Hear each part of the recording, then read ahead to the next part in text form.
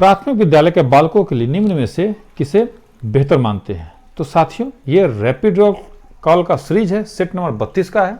Rapid recall में हम वैसे प्रश्नों को शामिल करते हैं जो पूर्व में हमने प्रश्नों की श्रृंखला आपको जो बताया है, जो हमने आपको सेट करवाया है। तो इससे ये होता है कि आपका तैयारी कितना अच्छा है, आप कितने अच्छे अपने आप को परीक्षा के लिए तैयार कर पा रहे हैं। तो अगर निश्चित रूप से 7 से 8 क्वेश्चन अगर आप बना पा रहे होंगे तो आपकी तैयारी एक्सीलेंट रूप में है और आप बहुत ही अच्छे नंबर से पास करेंगे। अगर उससे कम बन पा रहा है तो आपको और ज़्यादा प्रैक्टिस करने की आवश्यकता है, आपको और ज़्यादा सेट बनाने की आवश्यकता है और आपको और ज़्यादा वीडियो देखने की आवश्यकता है। तो इन्हीं शब्दों के साथ आप जो ये रैपिड रिकॉल का जो प्रश्नों की श्रृंखला है, मैं आपसे प्रश्न करूंगा और आप इसका जो टिक होगा लगाते जाइएगा ABCD। वीडियो के अंत में इसका उत्तर आपको दिया जाएगा। पहला, प्राथमिक विद्यालय के बालकों के लिए निम्न में से किसे बेहतर मानते हैं? दूसरा, वाइगोत्स्की बच्चों को सीखने में निम्नलिखित में से किस कारक की महत्वपूर्ण भूमिका पर बल देते हैं? तीसरा, बुद्धि के बहुकारक सिद्धांत का प्रतिपादक है। चौथा, बच्चों की सीखने की प्रक्रिया माता पिता को भूमिका निभानी चाहिए। पांचवा, कौन सा सिद्धांत व्यक्त करता है कि मानव मस्तिष्क एक बर्फ की बड़ी चट्टान के समान है जो कि अधिकांशतः छिपी रहती है, उसमें चेतन के 3 स्तर हैं। छठा, व्यक्तिगत शिक्षार्थी एक दूसरे से डैश में भिन्न होते हैं। सातवां, निम्नलिखित में से कौन सा सूक्ष्म गतिक कौशलों का उदाहरण है? आठवां, नर्सरी कक्षा से शुरुआत करने के लिए कौन सी विषय वस्तु सबसे अच्छी है? नौवां, संवेग व्यक्ति की उत्तेजित दशा है, यह कथन है। तो साथियों, इसी के साथ हमने रैपिड रिकॉल का 9 क्वेश्चन का सीरीज आपको दिखाया। अब हम लोग अपने सेट पर चलेंगे। सेट का जो हमारा पहला क्वेश्चन है, सीखना एक सार्वभौमिक प्रक्रिया है जो समस्त प्राणियों में पाई जाती है। दूसरा, एक उम्र विशेष के लोगों में पाई जाती है। तीसरा, समय के साथ सनह कम हो रही है। चौथा, अध्यापक से बालक तक आती है। तो इसका उत्तर साथियों पहला है, समस्त प्राणियों में पाई जाती है, अर्थात सीखना एक सार्वभौमिक प्रक्रिया है जो समस्त प्राणियों में पाई जाती है। दूसरा, विविध शिक्षण आवश्यकताओं वाले विद्यार्थियों को शामिल करने के लिए निम्न में से किसकी आवश्यकता है? साथियों, BPSC प्रधान शिक्षक परिवार में आपका स्वागत है। आई होप आप अच्छे व स्वस्थ होंगे। सेट नंबर 32, अभी नहीं तो कभी नहीं, अभी नहीं तो कभी नहीं के साथ मैं हरि सर सभी शिक्षक बंधुओं से अनुरोध करता हूं कि इस महत्वपूर्ण वीडियो को अपने 2 साथियों को निश्चित रूप से शेयर करें, क्योंकि मेरा लक्ष्य है कि BPSC प्रधान शिक्षक परिवार से 2000 प्लस शिक्षक प्रधान शिक्षक या CTET में चयनित हो। गुरुदक्षिणा स्वरूप ये कार्य निश्चित रूप से करेंगे। तो दूसरा का जो उत्तर है वो 2 है। दूसरा का उत्तर 2 है, अर्थात लचीला पाठ्यक्रम। विविध शिक्षण आवश्यकताओं वाले विद्यार्थियों को शामिल करने के लिए लचीला पाठ्यक्रम आवश्यक है। अब तीसरा, केस स्टडी विधि मुख्यतः प्रयुक्त होती है। पहला, प्रयोगात्मक अध्ययन हेतु। दूसरा, पिछड़े बालकों के अध्ययन हेतु। तीसरा, सामाजिक सर्वेक्षण हेतु। चौथा, वैयक्तिक अध्ययन हेतु।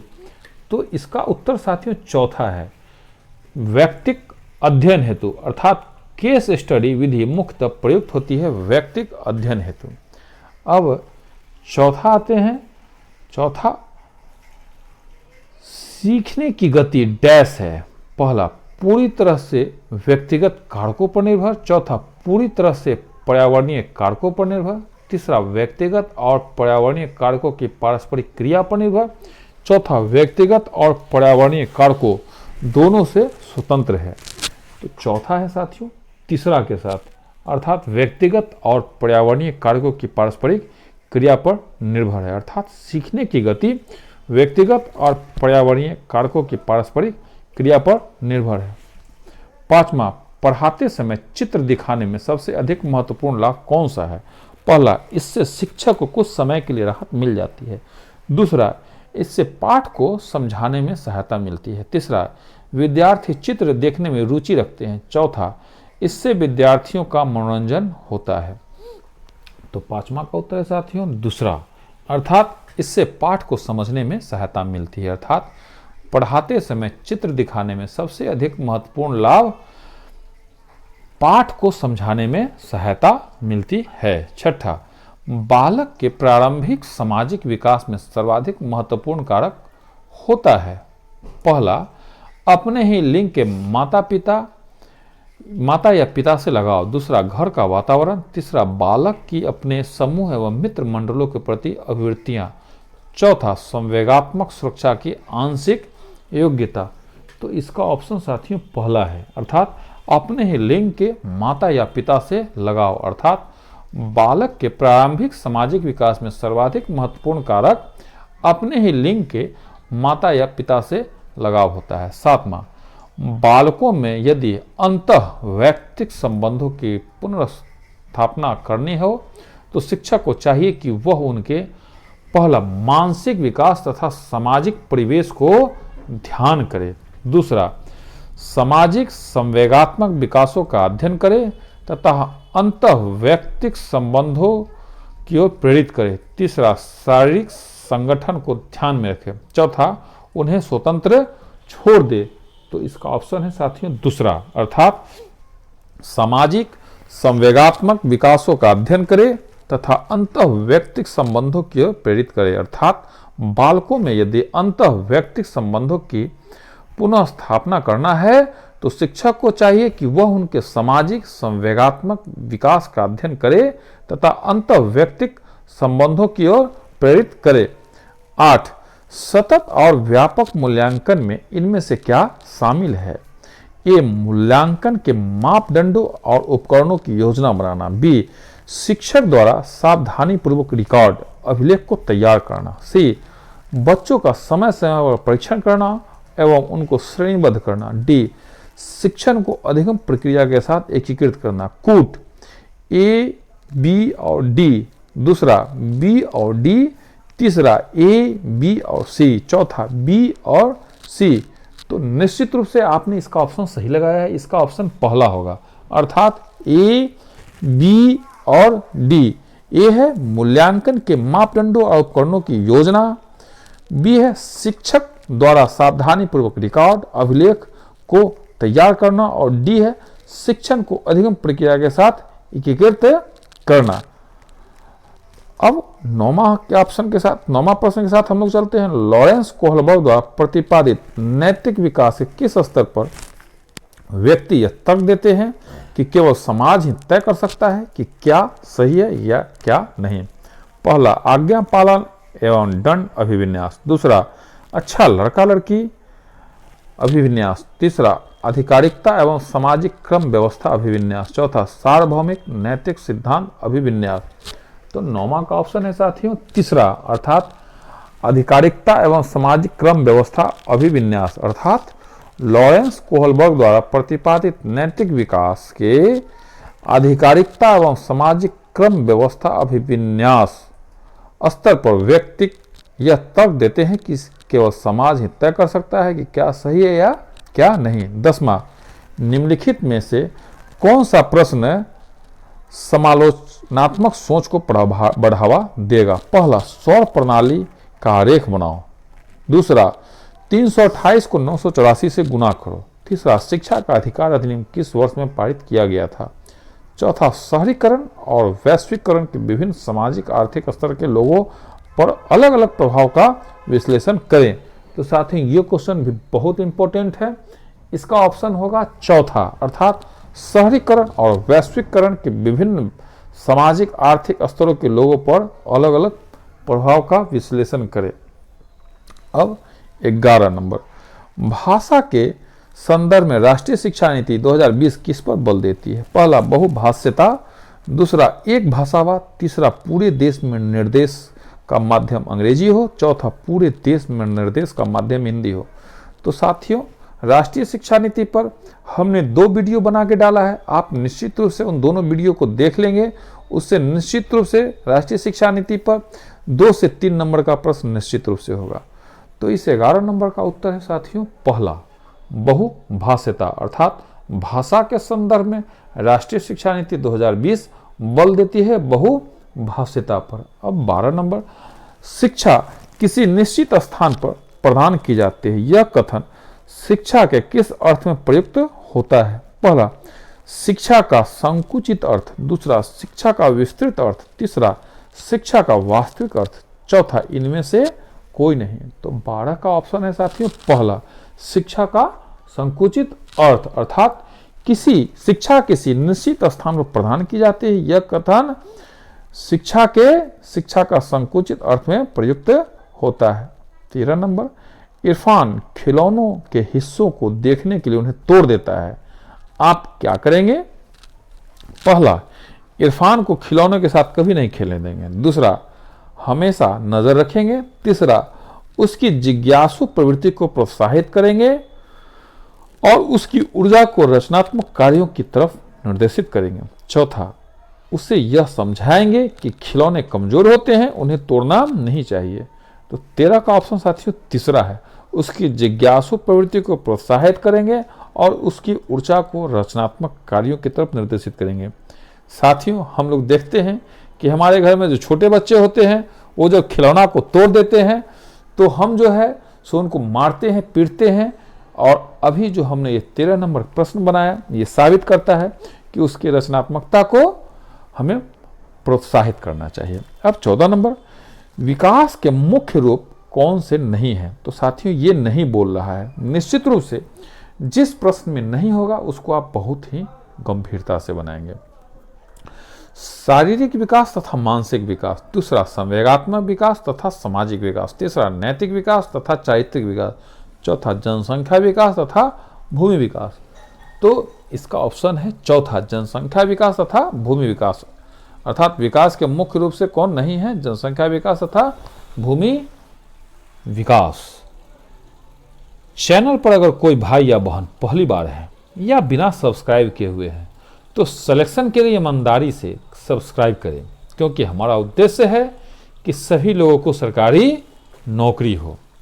अब 15 नंबर, कथन ए, शिक्षा ढांचे में शैक्षणिक अवबोध के अतिरिक्त छात्रों की सामाजिक संवेगात्मक आवश्यकताओं पर ध्यान दिया जाना चाहिए। कारण आर, संज्ञान में संवेग महत्वपूर्ण भूमिका रखते हैं। कूट, पहला ए और आर दोनों सही है और आर ए की सही व्याख्या करता है, दूसरा ए और आर दोनों सही है लेकिन आर ए की सही व्याख्या नहीं करता है, तीसरा ए सही है लेकिन आर गलत है, चौथा ए और आर दोनों गलत है। तो निश्चित रूप से इसका उत्तर पहला है, पहला इसका उत्तर है, ए और आर दोनों सही है, आर ए की सही व्याख्या करता है। अब हम लोग 16 नंबर प्रश्न के साथ आएंगे। वे बालक जो भाषा बोलने, सुनने तथा लिखने में समस्या प्रदर्शित करते हैं ग्रसित होते हैं, पहला डिस्फेजिया से, दूसरा डिस्प्लेक्सिया से, तीसरा डिसलेक्सिया से, चौथा डिसकैलिकुलिया से। तो इसका उत्तर साथियों 16 का निश्चित रूप से तीसरा है, अर्थात डिसलेक्सिया से। वे बालक जो भाषा बोलने, सुनने तथा लिखने में समस्या प्रदर्शित करते हैं ग्रसित होते हैं डिसलेक्सिया से। साथियों, इससे संबंधित हमने इन डिटेल में 2 वीडियो बनाया हुआ है, आप उन दोनों वीडियो को जाकर निश्चित रूप से देख लेंगे। 1 नंबर का क्वेश्चन निश्चित रूप से होगा, इसकी गारंटी दी जाती है। अब 17 नंबर का क्वेश्चन, निम्न में से कौन सा सिद्धांत बाल विकास में वातावरण संबंधी कारकों को ही महत्व देता है? पहला विकास क्रम की एकरूपता का सिद्धांत, दूसरा सामाजिक अधिगम सिद्धांत, तीसरा निरंतरता का सिद्धांत, चौथा परस्पर संबंध का सिद्धांत। तो 17 का साथियों उत्तर है चौथा, अर्थात परस्पर संबंध का सिद्धांत। 18 नंबर, पियाजे के अनुसार कोई बच्चा किस अवस्था में अपने परिवेश की वस्तुओं को पहचानने एवं उन्हें विभेद करने लगता है? पहला इंद्रिय जनित गामक अवस्था, दूसरा पूर्व संक्रियात्मक अवस्था, तीसरा मूर्त संक्रियात्मक अवस्था, चौथा अमूर्त संक्रियात्मक अवस्था। तो 18 का ऑप्शन है साथियों दूसरा, अर्थात पूर्व संक्रियात्मक अवस्था। अर्थात पियाजे के अनुसार कोई बच्चा पूर्व संक्रियात्मक अवस्था में अपने परिवेश की वस्तुओं को पहचानने एवं उनमें विभेद करने लगता है। ये क्वेश्चन भी साथियों बहुत मोस्ट इंपॉर्टेंट है।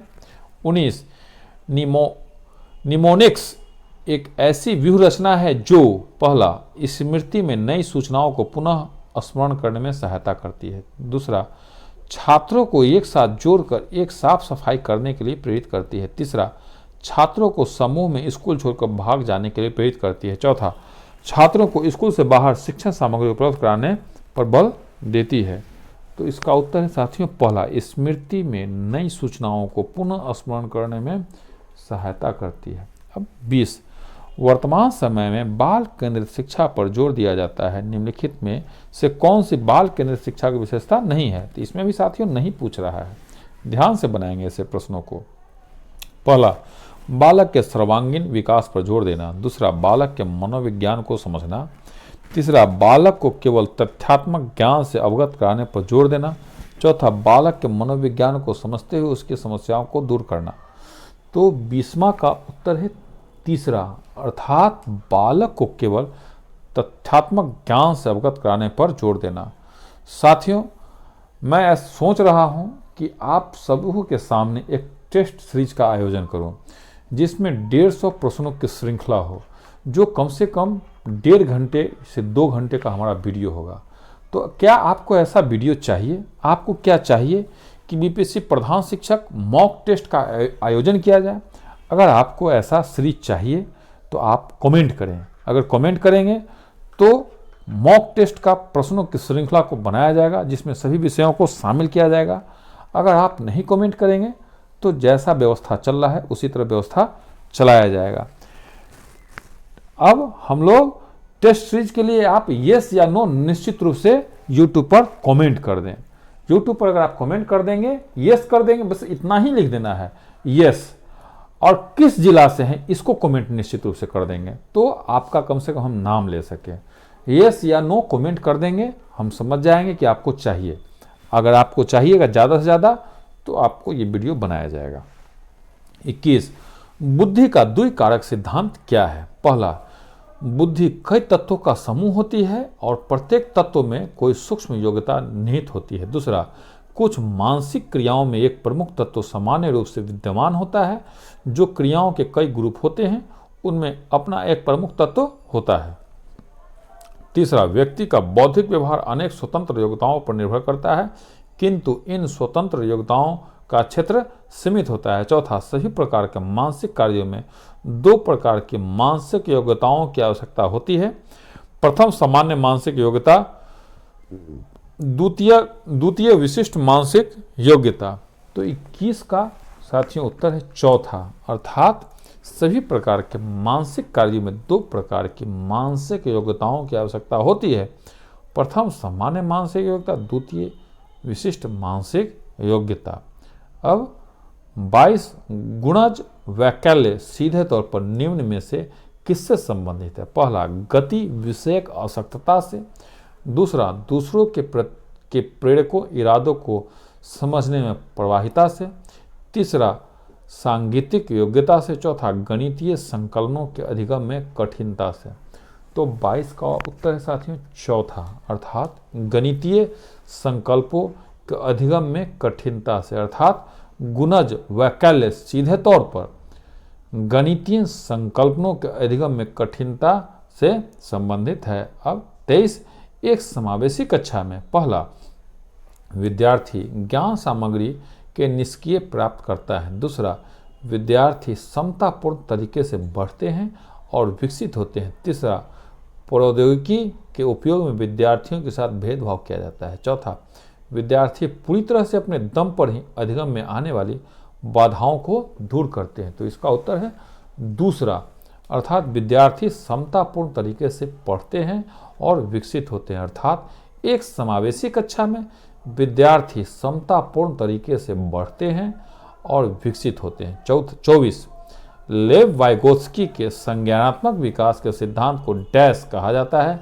क्योंकि वे तर्क देते हैं कि बच्चों का सीखना संदर्भ में होता है। पहला, मनोगतिशील, दूसरा, मनोलैंगिक, तीसरा, सामाजिक सांस्कृतिक, चौथा, व्यवहारात्मक। तो 24 का उत्तर है साथियों तीसरा, अर्थात सामाजिक सांस्कृतिक, अर्थात लेव वाइगोत्स्की के संज्ञानात्मक विकास के सिद्धांत का सामाजिक सांस्कृतिक कहा जाता है, क्योंकि वे तर्क देते हैं कि बच्चों का सीखना संदर्भ में होता है। 25